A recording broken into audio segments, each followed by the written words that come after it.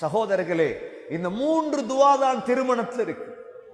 சரி, கல்யாணம் முடிஞ்சு, கல்யாணம் எந்த மாதம் வைப்பது சிறந்தது?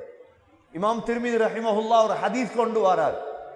இப்ப நாங்க கல்யாணம் வைப்போம் போயாண்டைக்கு லீவு காலம், டிசம்பர் எல்லாரும் ஊருக்கு வர காலம், April leave, school leave.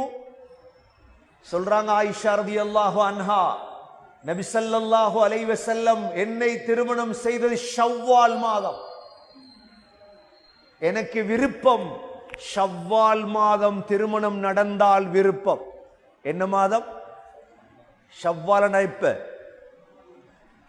Shawwal ரமலானுக்கு முந்தியா பிந்தியா?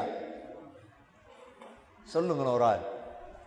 ஷவ்வால் ரமலானுக்கு முந்தியா பிந்தியா? ரமலான். அடுத்தது என்ன?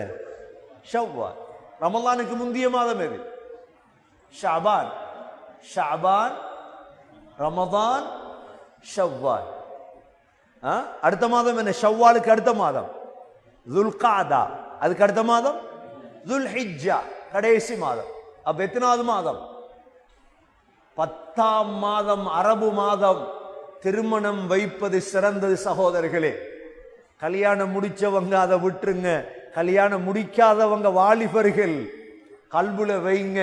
ஒரு ஹதீஸ் திர்மிதியில வருது, ஷவ்வால் மாதம் என்ற கல்யாணத்தை நான் வைக்கிறோம் இன்ஷா அல்லாஹ். சகோதரர்களே, கல்யாணம் முடிச்சுக்கிட்டோம், இப்ப நிக்காஹ் முடிச்சு. எப்படி சந்தோஷமாக வாழ்ற? வாழ்க்கை சந்தோஷமாக இருக்கும்.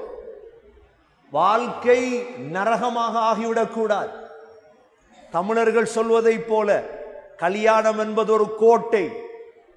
உள்ளே இருப்பவர்கள் வெளியே வருவதற்கும், வெளியே இருப்பவர்கள் உள்ளே நுழைவதற்கும் எத்தனிக்கிறார்கள். அது பொய்.